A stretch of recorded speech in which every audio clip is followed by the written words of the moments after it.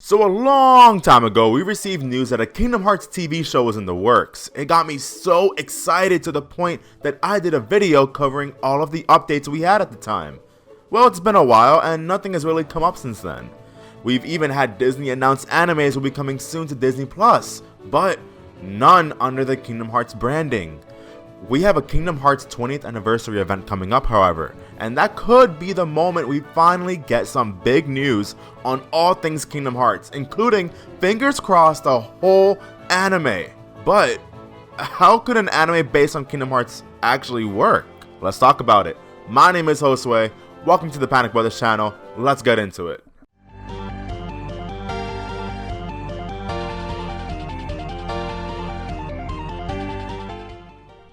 Now, of course, there's no way the entirety of the Kingdom Hearts story can fit into just one season. It seems appropriate to break each game into a season of its own, with some exceptions along the way. Give or take, a season of an anime nowadays runs on average 24 episodes, as seen with Jujutsu Kaisen and Fire Force's anime adaptations. If Disney were to follow suit, that would give us 24 episodes per season for a Kingdom Hearts anime, although I'm not sure every game would need that many episodes, but we'll get into that. The first season would obviously adapt the entirety of the first Kingdom Hearts game, starting off with the main events transpiring in Destiny Islands, including the building of the raft, all the way through to Sora eventually linking up with Donald and Goofy at Traverse Town. To switch gears for a quick second, The Mandalorian's first season saw most of its story progression only in the beginning and end of its season, with the middle more so covering random adventures along Dean and Grogu's journey. It feels fitting to emulate that style of storytelling here, as the middle of the season should just adapt Sora's tearing down members of Maleficent's Avengers of evil Disney villains.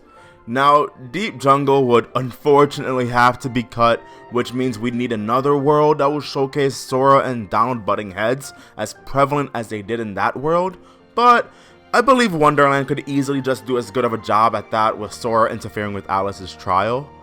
Nearly every world in the first Kingdom Hearts game did something to further either the overall plot, or the lore, or Sora's personal stakes. Alice being a princess of heart and getting kidnapped, Hades and Olympus Coliseum, Jafar and Jasmine and Agrabah, the overall exchange between Riku, Sora, and Pinocchio and Monstro, Ursula and King Triton's speech on Keyblade wielders in Atlantica, Oogie Boogie in Halloween Town, and I guess everything about Neverland. I can't imagine cutting any Disney content from the first season. Deep Jungle would be the only pick imaginable, but it would already get automatically removed anyways. We would end the season exactly the same way as the game, with either adapting the secret episode or just showcasing the birth of Roxas.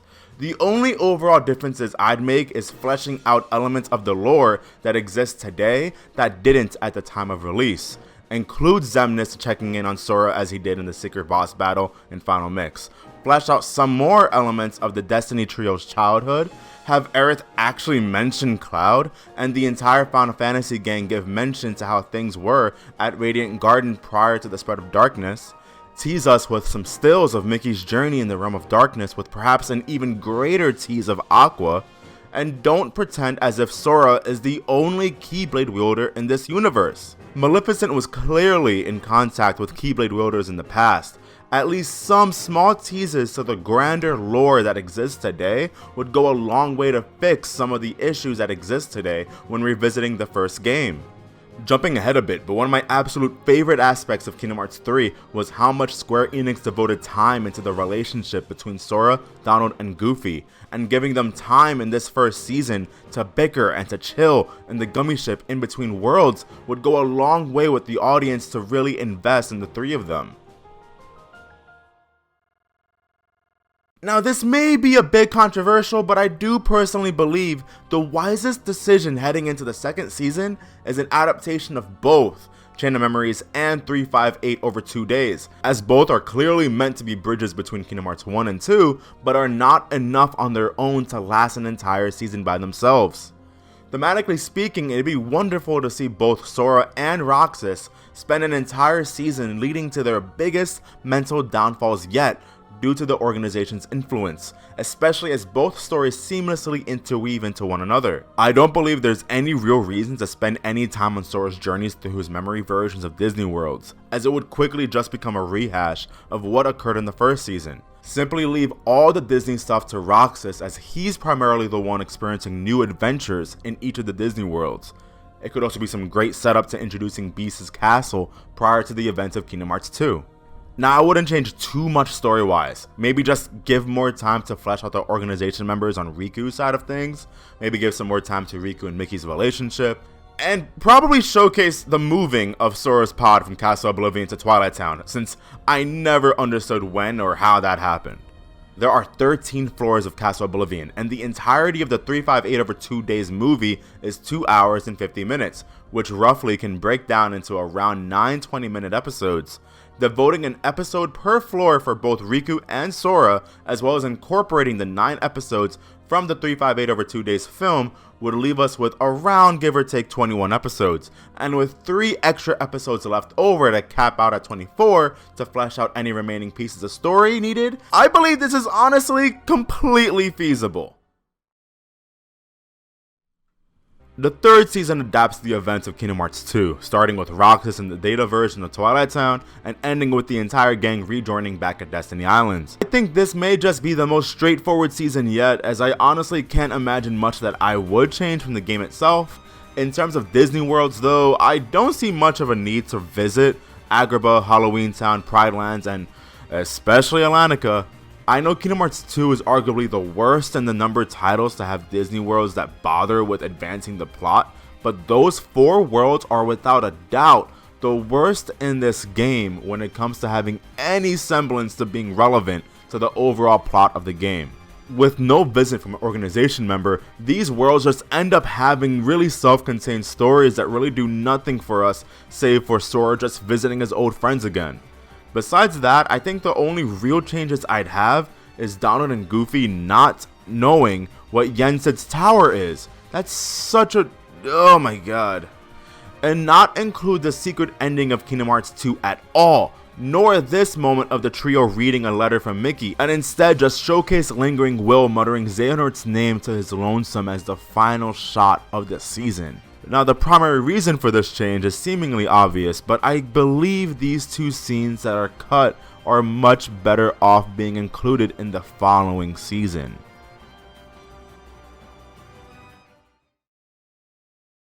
Now, the 4th season is definitely a big creative liberty, but follow along with me if you can. Now, as much as Recoded gets flack for feeling like the one game in the series that's most like filler, it's still at the end of the day just as canon as the rest of the Kingdom Hearts series. Really, the only major event of Recoded of note is its ending, which is essentially the key for the characters of this series to connect to the Birth by Sleep trio.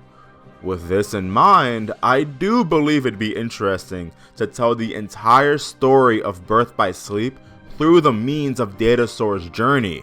It'd be similar in a sense to what I proposed in Season 2, but instead devote majority of the season to Birth by Sleep, but just told from a present day's perspective through the events of Recoded. The game's presentation would be most similar to, if I had to make a comparison, Assassin's Creed if you will, where a group of characters in the present moment are experiencing and learning about events of the past. I'd change little to nothing of the events of Birth by Sleep. Honestly, remove majority of Datasaur's story with perhaps only really keeping major tidbits like this moment between him, Donald, and Goofy being interspersed with the Birth by Sleep trio rejoining at the Keyblade Graveyard. Go through the events of the final battles for each trio, adapt the Blank Point's secret ending, and cap it all with Sora, Riku, and Kairi receiving the letter from Mickey, and Kairi telling Sora she'll see him soon. Also, we're gonna need to have Mickey explain how the hell he keeps forgetting about Aqua in the Realm of Darkness. Yo, screw you, Mickey. I love you, but screw you right now. There's more than enough here to fill out an entire 24 episode run of a season. This is honestly the point where I first saw the most amount of trouble, as I'm at a bit of a wit's end when it comes to the 5th season of the series. Now, we of course need to adapt Dream Drop Distance, but I'm not confident that itself is enough to pad out an entire season. We have some heavy contenders to help fill it out, which is essentially everything included in the 2.8 Kingdom Hearts package. Either we fill out the rest of the season with Aqua's Fragmentary Passage journey, or the back cover film, or honestly both. The biggest issue, however, is that I'm having a hard time finding thematic ways to tie in all the stories together, as they all have little to no means of interconnection, unlike 358 over 2 days and Chain Memories, or even Recoded and Birth by Sleep. There's nothing tying the 3 of these stories together. The only reasonable approach I can come up with is turning this season into an anthology of sorts. Break the season into 3 separate parts, with one devoted to covering the events of Dream Drop Distance, the second covering back cover, and the third covering a Fragmentary Passage, in order to cleanly offer a transition point to the final season of the series thus far. Like I said, I'm definitely at a wit's end when it comes to how to properly adapt these games into an anime, so please offer up any solutions you may personally have in the comments. Now, some of you may say to just drop back cover altogether for the time being, or even a Fragmentary Passage, but I feel like both are so necessary when it comes to really being able to flesh out the entire story of Kingdom Hearts 3. And speaking of Kingdom Hearts 3, the 6th and final season thus far is pretty obvious, and that would cover the events of Kingdom Hearts 3. Like Kingdom Hearts 2 before this, I wouldn't offer many changes, except perhaps add some even more depth to the frozen world besides a simple retreading of the events of the film, and add some additional events in between worlds so it can avoid the biggest issue of the game, the feeling of no major events really occurring between the beginning and the finale of the game. Change up the order of events to a degree, especially in order for us to have a solid midpoint of the season, and we may have a winner at our hands for a great way to close out this series in 6 successful seasons.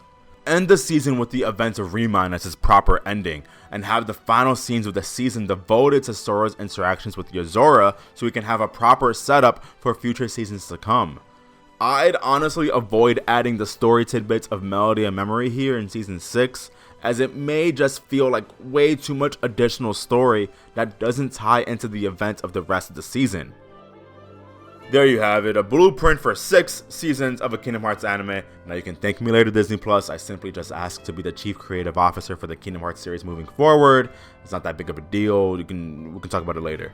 I love talking about Kingdom Hearts a ton on this channel, but me and my best friend cover everything here at the Panic Brothers channel, including Nintendo, anime, and Marvel. If you love Kingdom Hearts or any of those other topics, then hey, why not consider subscribing to the channel for more content just like this?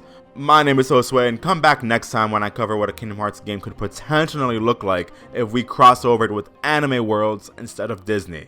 Take care.